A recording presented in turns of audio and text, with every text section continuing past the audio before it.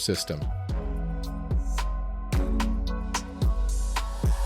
O.W. Gurley and J.B. Stratford, they worked together and they had a specific intent: make African Americans wealthy, landowners, entrepreneurs. At the turn of 1921, the city was divided into the rich district and the poor district, where most of the recently freed black population had been gathering. The Greenwood district was considered one of the most affluent African American communities in the country.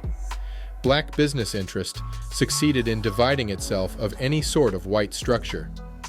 It is interesting that within this hostile environment, where the black man was relegated to its lowest participation in the economic structures of America, it is interesting that it is in this precise environment that the black man thrived. In a self-constructed economic system, land was bought and sold exclusively within the blood community. The wealth generated in Greenwood was significant. Estimates suggest that the dollar circulated 36 to 100 times within the community before leaving it, and some reports indicate that money would stay within Greenwood for nearly a year before being spent elsewhere. This internal circulation of wealth led to an impressive accumulation of capital. In fact, per capita income in Greenwood exceeded that of much of white America at the time, not that too different from that of many Asian American or Jewish American communities today. Greenwood was a community of necessity. It was a segregated enclave.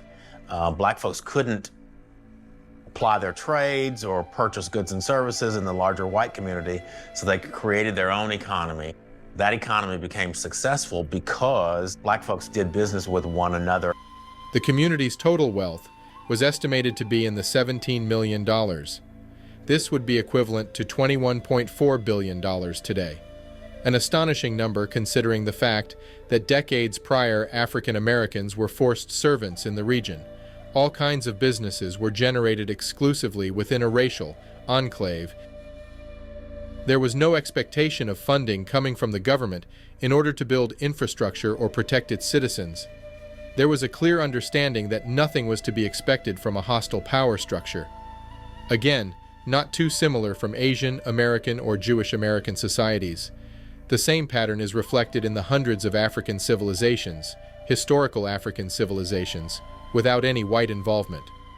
To such an extent that it is difficult for those who have been conditioned to believe in the impossibility of black excellence to even accept, let alone recognize that, from the inventors of agriculture to the builders of Göbekli Tepe, to the early Sumerians, to the builders of the pyramid, to the inventors of writing mathematics, algebra, medicine, philosophy, it is difficult for them to accept that all these came from the black man and thrived in